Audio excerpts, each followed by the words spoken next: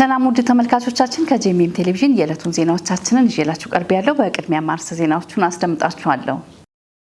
የኢትዮጵያ ወንጌላውያን አብያተ ክርስቲያናት ህብረት ለመጋቢያን ስልጠና ሰጠ። በሃይማኖት ተቋማት አስተባባሪነት የአቅመ ደካማ ቤት እድሳት ተከናወነ። ከውጭ በናይጄሪያ ሃይማኖታዊ መቻቻልን ለማጠናከር ያለመ የሰላም ስምምነት ተፈረመ። ተመልካቾች ከዜናዎቹ ጋር ቤቴል ተምራት ነኝ። አብራችሁ እንድትቆዩ በአክብሮት ጋበዝኩ። የኢትዮጵያ ወንጌላውያን አብያተ ክርስቲያናት ህብረት ለመጋቢያን ስልጠና ሰጠ። ነሐሴ 7 ቀን 2018 ዓ.ም በዘጸአት አፖስቶሊክ ሪፎርሜሽን ቤተክርስቲያን በተካሄደው በዚህ ስልጠና ከ250 በላይ መጋቢያን የተገኙ ሲሆን በዕለቱ ፓስተር ማርከስ ራፕ ደቀ መዛሙርትንና መሪዎችን በማብዛት አብያተ ክርስቲያናት የስልጠናና የአገልግሎት ማዕከላት እንዲሆኑ ማብቃት በተሰኙ ርዕሶች ላይ ሰፊ ገለጻ አድርገዋል።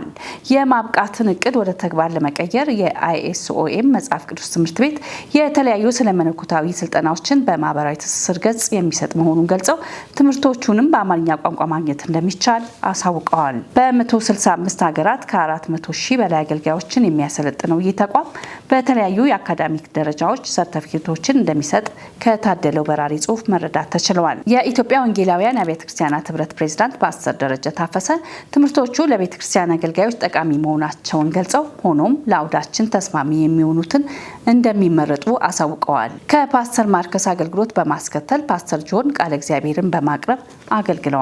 ፓስተር ጆን የሰባት ሀገራት ዜጎች በሰባት ቋንቋዎች የሚገለገሉበትን ቤተክርስቲያን የሚመሩ ሲሆን ከ75 ሀገራት የመጡ ምዕመናንን በማገልገል የምትታወቅን ቤተክርስቲያን በመጋቢነት ይመራሉ። ለአዲሱ ትውልድ ልዩ ትኩረት የሚሰጡት ፓስተር ጆን ወጣቶችን መታገስ፣ ማሳደግና ለአገልግሎት ብቁ ማድረግ የነገውን ቤተክርስቲያን በጽኑ መሰረት ላይ እንደማኖር ይቆጠራል።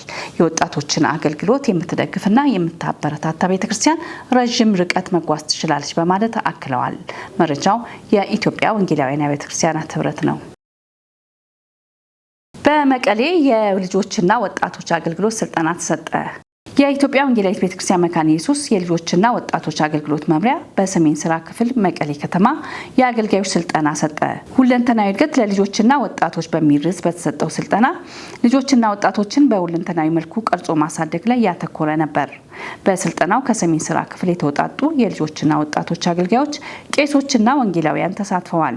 በተጨማሪም ስለ ልጆችና ወጣቶች አገልግሎት አጠቃላይ ሂደት ምክክር ተደርጓል። የልጆችና ወጣቶች አገልግሎትን ለማጠናከር የሚያግዙ የልጆች መጽሐፍ ቅዱሶች፣ የወጣቶች ማስተማሪያ መጽሐፍትና የስነ መለኮት አስተምሮ መጽሐፍትም ለተሳታፊዎች በድጋፍ መልክ ተሰጥተዋል። ይህም በእያንዳንዱ ማህበረ ምዕመናን ቤተ መጽሐፍትን የማስጀመር እቅድን ለማገዝ እንደሆነ ተገልጿል። ስልጠናውን የሰጡት የቤተክርስቲያኒቱ የልጆችና ወጣቶች አገልግሎት ዳይሬክተር ቄስ ወንድማገኙ ዴሳ ለቤተክርስቲያኒቱ የመንፈሳዊ መጽሐፍት ድጋፍ ያደረጉ ተቋማትን አመስግነዋል። ተመሳሳይ ስልጠናዎችም ከሲኖዶሶች ጋር በመተባበር በቀሩት ሲኖዶሶች እንደሚቀጥሉ ገልጸዋል። የሰሜን ስራ ክፍል ማስተባበሪያ ቢሮ አስተባባሪ ቄስ አሰፋ ሰጠኝ በበኩላቸው ስልጠናው የልጆችና ወጣቶችን አገልግሎት የዘመኑን ፍላጎት በሚመልስ መልኩ ለማሳደግ አስፈላጊና ወቅታዊ መሆኑን ገልጸዋል። ሰልጣኞችም በስልጠናው ያገኙትን እውቀት ወደ ተግባር በመቀየር ለልጆችና ወጣቶች አገልግሎት እድገት መጠቀም እንዳለባቸው አሳስበዋል። መረጃው የኢትዮጵያ ወንጌላዊት ቤተክርስቲያን መካነ ኢየሱስ የልጆችና ወጣቶች አገልግሎት መምሪያ ነው። በሃይማኖት ተቋማት አስተባባሪነት የአቅመ ደካማ ቤቶች እድሳት ተከናወነ። በለሚ ኩራ ክፍለ ከተማ የሰላምና ጸጥታ አስተዳደር ጽሕፈት ቤት ከእስልምና ሃይማኖት ተቋም አስተባባሪነት በአዲስ መልክ የሚገነቡ የአቅመ ደካማ የቤት ግንባታ የበጎ ፈቃድ መርሃ ግብር ማስጀመሪያ በወረዳ 14 አካሂደዋል። በዚህ የበጎ ተግባር መርሃ ግብር ላይ በመገኘት ተግባሩን ያስጀመሩት የአዲስ አበባ ከተማ አስተዳደር የሰላምና ጸጥታ ምክትል ቢሮ ኃላፊ አቶ ተስፋዬ ደንድር እንዲህ አይነት በኢኮኖሚ ዝቅተኛ የሆኑ የማህበረሰብ ክፍሎችን ማገዝ በሰማይም በምድርም ትልቅ በረከት ነው ሲሉ የቤት ግንባታው በስታንዳርዱ መሰረት ተሰርቶ ለምርቃት እንደሚበቃ ተስፋቸው እንደሆነ ገልጸዋል። የለሚኩራ ክፍለ ከተማ የሰላምና ጸጥታ አስተዳደር ጽሕፈት ቤት ኃላፊ አቶ አየለ ተስፋዬ በበኩላቸው የአቅመ ደካማ የሆኑ የማህበረሰብ ክፍሎች የቤት ግንባታ ሲያስጀምሩ በዚህ ክረምት በጎ ፈቃድ አገልግሎት ለሁለተኛ ጊዜ መሆኑን ገልጸው ይህም ተግባር በዋናነት በእምነት ተቋማት መካከል ያለውን የመቻቻልና የመደጋገፍ ብሎም አብሮነትን የሚያሳይ ድንቅ ተግባር ነው ሲሉ ተናግረዋል። መረጃው የአዲስ አበባ የሃይማኖት ተቋማት ጉባኤ ነው። እየተከታተላችሁ የምትገኙት ከጄኤምኤም ቴሌቪዥን ወደ እናንተ እየተላለፈ የሚገኘው የዜና ሰዓታችን ላይ እንገኛለን። አሁን ደግሞ ከባህር ማዶ ወዳገኘነው አለፍኩኝ። በናይጄሪያ ሃይማኖታዊ መቻቻልን ለማጠናከር ያለመ የሰላም ስምምነት ተፈረመ። በናይጄሪያ ዋና ከተማ አቡጃ በተካሄደ የሙስሊም ዓለም ሊግ ጉባኤ ላይ ከ50 በላይ የሙስሊምና የክርስቲያን ሃይማኖት መሪዎች የጋራ የሰላም ስምምነት ተፈራርመዋል።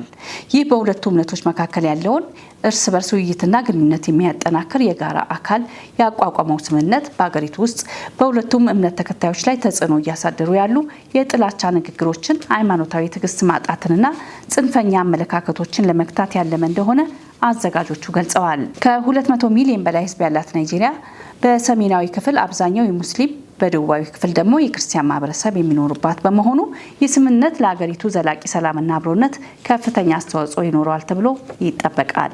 ዘገባው የሮይተርስ ነው።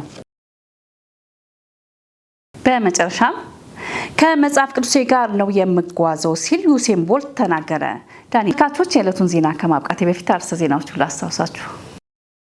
የኢትዮጵያ ወንጌላውያን አብያተ ክርስቲያናት ህብረት ለመጋቢያን ስልጠና ሰጠ። በሃይማኖት ተቋማት አስተባባሪነት የአቅመ ደካማ ቤት እድሳት ተከናወነ። ከውጭ በናይጄሪያ ሃይማኖታዊ መቻቻልን ለማጠናከር ያለመ የሰላም ስምምነት ተፈረመ። ለዛሬ ያዝናቸው ዜናዎቻችን ይህንን ይመስሉ ነበር። አብሬያችሁ ቆይታ ያደረኩት እኔ ቤቴል ታምራት ነኝ። ከአዘጋጆቹ ነጻነቱ አቁማና ዳንኤል አንተነጋር እንዲሁም ደግሞ ከመላው የስቱዲዮ ባለሙያዎቻችን ጋር ከእናንተ ጋር ነበርን። ቀሪ የጄሚን ፕሮግራም ይቀጥላል። ሰላም ቆዩ።